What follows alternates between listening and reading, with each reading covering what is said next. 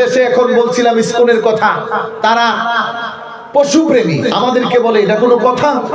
এক কোরবানির দিন লক্ষ লক্ষ গরু জবাই করে, এটা কোনো ধর্ম হলো? এবং এই হুজুররা কি কাজ করে? এটাকে ঠিক এটি ওয়াজ করে আরো মানুষকে উদ্বুদ্ধ করে, এটা তো পশু হত্যার শামিল। এত মায়া, পশু মারে না, মানুষ মারে। কথা কেন? এরা পশু প্রেমী কিন্তু মানুষ প্রেমী না। আল্লাহু আকবার।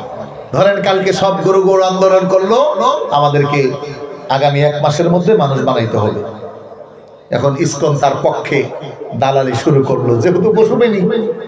ওই ডোনাল্ড ট্রাম্প ইসকনকে বললো আমিও তোমার সাথে আছি, যেহেতু মুসলমানের বিরুদ্ধে। কথা বুঝেন? হ্যাঁ, এই দেশে আছে না নাই? জোরে বলেন, আছে না নাই? কয়েকদিন পরে এইটা এটা শরীফ শরীফা, ওইটা সেইটা, যেমন যখন যা খুশি আর কি।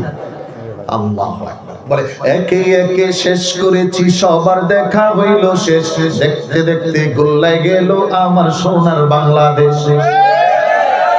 স্বাধীনতার পর থেকে খালি দেখতে আছি, যে আসে সেই খালি যেখানেই যায় হনুমান। না আমি মিথ্যা কথা বলছি? জোরে কথা বলো, আরো জোরে বলো।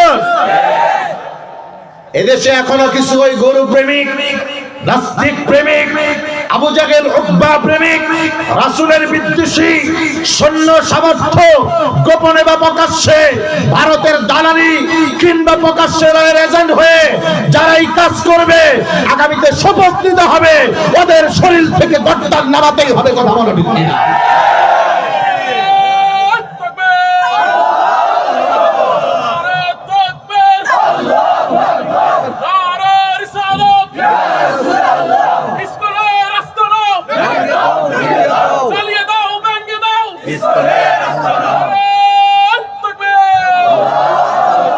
আমার ভাইরা মনে রাখবেন, এ জায়গায় কোনো আপোষ করার কোনো সুযোগ নাই। জোরে বলেন, সুযোগ নাই।